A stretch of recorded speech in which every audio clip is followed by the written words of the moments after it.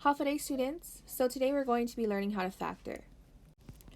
Factoring is a skill that's essential for all the other math courses, especially calculus. So factoring offers us another way to solve quadratic equations, which we'll go into next time. But essentially what we're doing is we're turning a trinomial into a product of binomials. First, we're going to actually recall multiplying binomials. So when we multiply binomials, we always use FOIL, right?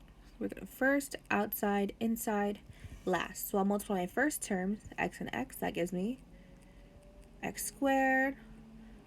Outside, x times 5 is 5x. Inside, we have 2x.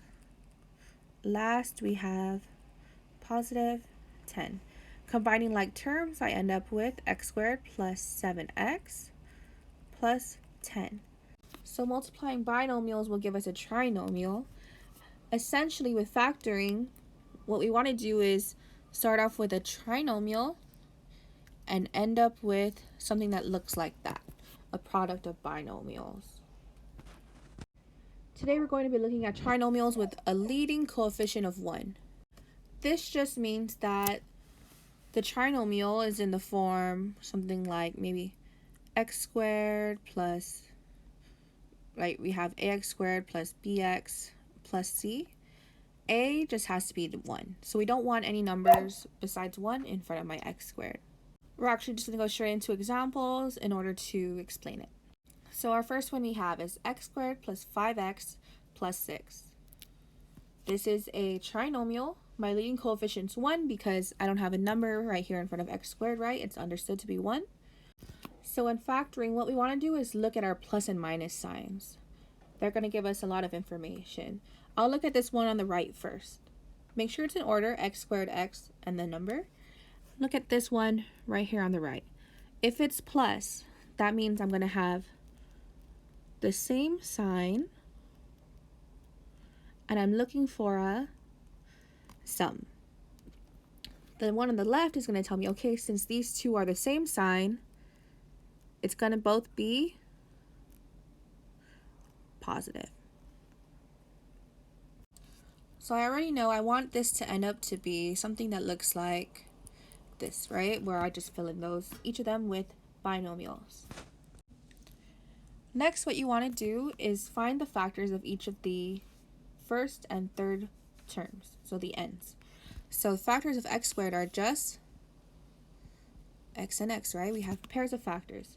6, what factors can I multiply together to get 6? So I can say, okay, 6 is the same as 1 times 6. It's also the same as 2 times 3. And now we're going to see where the same sign sum or both positive come into play. So in looking at my third term, I want to see, okay, what factors of my third term, 6, give me a sum that's equal to my middle term.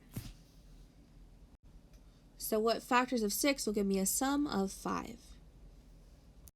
I can tell right away, okay, 2 plus 3 is going to equal to 5. So I'm going to choose that. We're going to choose a pair from each of these sides. 2, 3, and then I'll choose x and x on the other side. When factoring, it really is just trial and error until you get the hang of it, and then you start to have guesses that are better guesses. But the nice thing about factoring is if that one doesn't work for you, then you can just try the next one or switch it around, try another one. So I'm going to show you now how I check it. I'll usually check it on the side. So I'll say, okay, so I'm going to try x plus 2. Again, over here it says they're both positive, so I'm going to use plus for both of them. X plus 2, and the other one is going to be x plus 3. I write them on top of each other, and from there I cross multiply. This really is just doing the OI part in FOIL, like the outside inside. So now I'm just going to cross multiply to check my answer. X times 3 becomes 3x. X times 2 is 2x. Adding these, I have 5x. And if this is the same as your middle term, they are equal, right? So that tells me that your factorization is actually going to be x plus 2 times x plus 3. At this point, I suggest that you guys actually FOIL the one that you get for your factorization, just to double check your answers until you become more comfortable with it. We'll go over a bunch more examples. So when you're checking it though, you should FOIL it out and then you should end up with your original. We'll just try one right here. Actually, what we did over here earlier, right over there, that was actually a way to check it, but if you're not sure, just say okay, x plus 2 times x plus 3, first, x squared, outside, plus 3x, inside, plus 2x, last, plus 6, combine like terms, x squared plus 5x plus 6. If this is the same as your original equation, then your answer is good. What we did over here is, like I said, the oil, right? The outside and the inside. That's where we're able to find out our middle term. Looking at this next one, we'll try again. We're going to look at this second or this third term. Look at the sign right there on my second one. Okay, so this is plus. So we're going to do the same thing again. Same sign. And I'm looking for a sum. This tells me since they're both the same sign, it's both going to be positive. Now I'll just list the factors of each of these. M squared, I have just m and m. So m times m is x squared, m squared. For 20, I have, okay, factors of 20 are 1 and 20. 1 times 20 is 20. 2 times 10 is 20. 4 times 5. So now I want to look which of these factors, pairs of factors, will give me a sum of my middle term, 9. 1 plus 20 is 21. 2 plus 10 is 12. 4 plus 5 is 9. I'll check my answer over here. Some of you might see this checking answer side on the side. Not really necessary, but it's a good thing to practice, because once we start having more complicated factorizations, like where we have leading coefficients other than 1, this is what you're going to have to do to check your answers. So might as well do it for this one. M times 5 is 5m. M times 4 is 4m. 9m. If that is the same as your middle term, which it is, let me just highlight that. So, okay, so we have 9m, 9m. Same, so we're good. We can say, okay, this is equal to m plus 4 times m plus 5.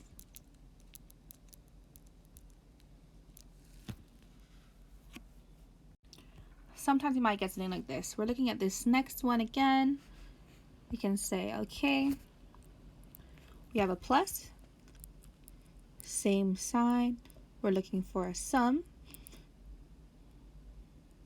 Minus means since they're the same sign, now they're going to be both negative. Now we're going to take the factors. B squared, b times b. 14, we have 1 times 14 and 2 times 7.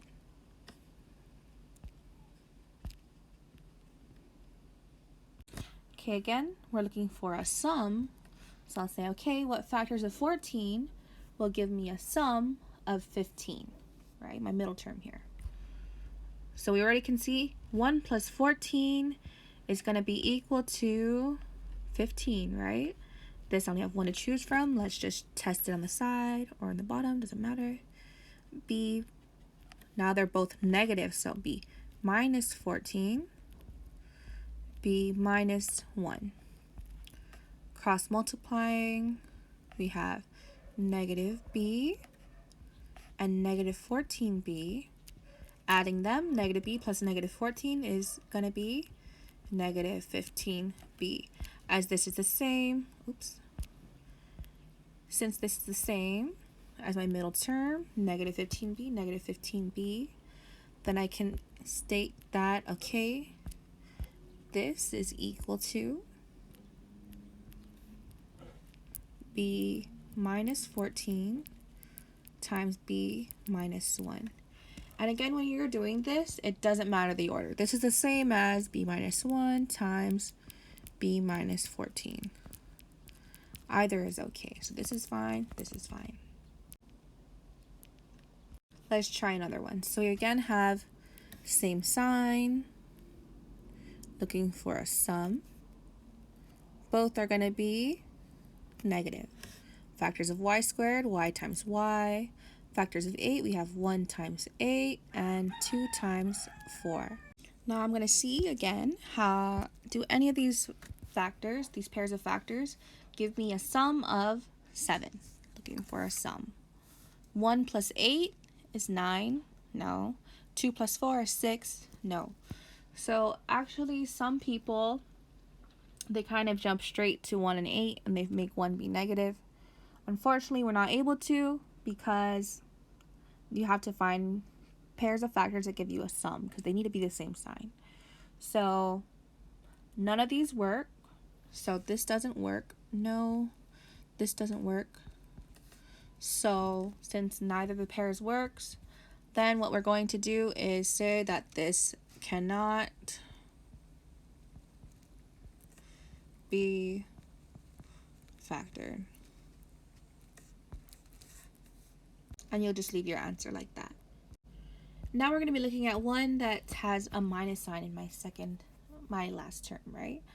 So we see, okay, now it's minus. When it was plus, it was same sign, looking for a sum.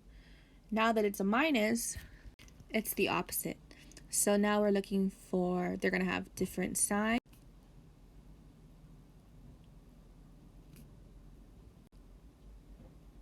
And we're looking now for a difference.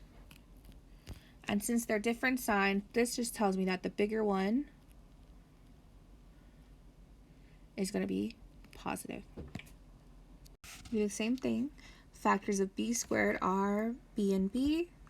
Factors of 45, your case, have 1, 45, 3, 15, 5, and 9. Now I want to say, okay, which of these pairs of factors will give me a difference now of 4, my middle term, 4. So 45 minus 1, 44. 15 minus 3, 9. 9 minus 5 is 4. So we're going to use 9 and 5 and b and b. The bigger one should be positive. So let's try this. So b plus 9, then we'll have b minus 5. Different signs. They gave me a difference of 4. The bigger one, 9, is positive. Let's just try to check this by cross multiplying here. We have negative 5b plus 9b. That gives me a positive 4b. Same as the middle term. We're good. So this is going to be equal to b plus 9 times b minus 5. One last one. Minus sign, we'll say, okay, this is going to be different signs. Sometimes I'll just put diff and diff. Different sign, looking for a difference. Bigger one is going to be positive. So my factors of t squared are just t and t. Factors of 30, we have 1 and 30, 2 and 15, 3 and 10. And then we have 5 and 6, right? 5 times 6 is 30. So I'm looking again. Do any of these give me a difference of 11, my middle term? 1 or 30 minus 1, that's 29, so it's not that one. 15 minus 2, 13, nope. 10 minus 3 is 7, nope. 6 minus 5 is 1, not that one either. Are there any other factors of 30? I don't think so. So that's actually it.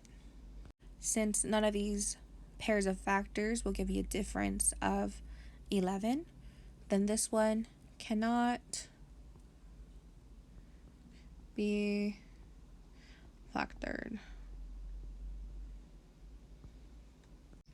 be careful. This is kind of one of the more trick one, because some people say, okay, 5 and 6 doesn't work because we need to find difference. They need to have different signs. If this was plus 30, then yeah, it would be t plus 5, t plus 6, but it's not. So cannot be factored.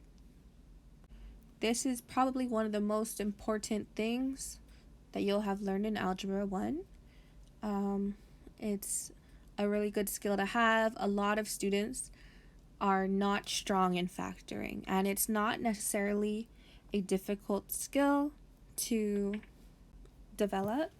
So if I were you right now, I would do a bunch of practice of this, find some worksheets online that you can use to practice, and really train yourself to become good at factoring, because it is going to make a big difference and make your life a lot easier when you go to future math courses.